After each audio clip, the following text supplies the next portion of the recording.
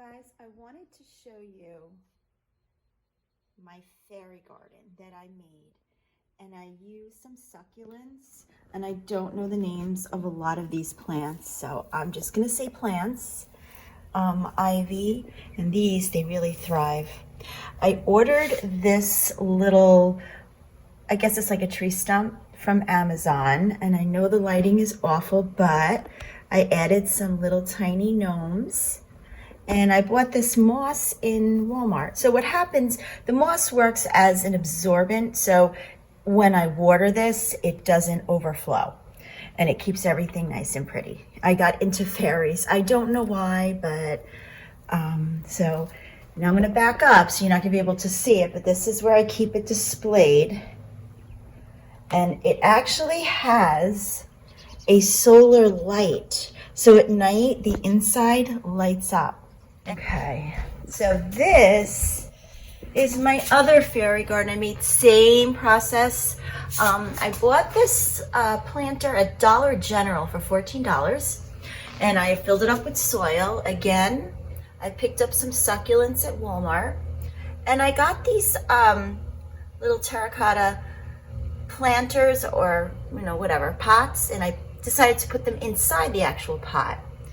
And these plants, again, I don't know what they are.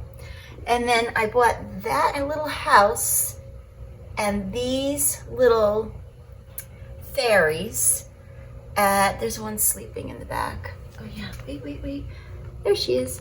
And then I used some stone to make like a walkway. So I'm gonna put fairy lights around it so at night you could see it. And I'm not putting these fairy gardens outside because we use a lot of weed killer. I had a light switch or a lamp up here, and it was old from the 90s, whatever, and I thought it was time to modern up the house. So I took it down. It's like a Tiffany style lamp, and I turned it upside down, and I turned it into a planter. And well, my flowers were doing better before. These seem to be dying. I don't know why, but these are thriving. So I turned it into a planter to put on my patio deck. And here's my vegetable garden. Everything had frost because here in New York we still have some pretty cold weather. So I had to remove my herbs that were dying and my lettuce, and I have to redo all that. And that's about it. In those planters, I threw some seeds for impatiens, and I think they're just starting. If you guys could see. And then I put this here, because I had this in one of my fairy gardens, but it was way too big, so I said I'll put it here. And then here, I have no idea if this is a weed or not. I don't want to pluck it because I know it's not an impatient seedling, but I also had some daffodil seeds and a mix. So if it's a weed, I'll obviously pluck it out. And that is these.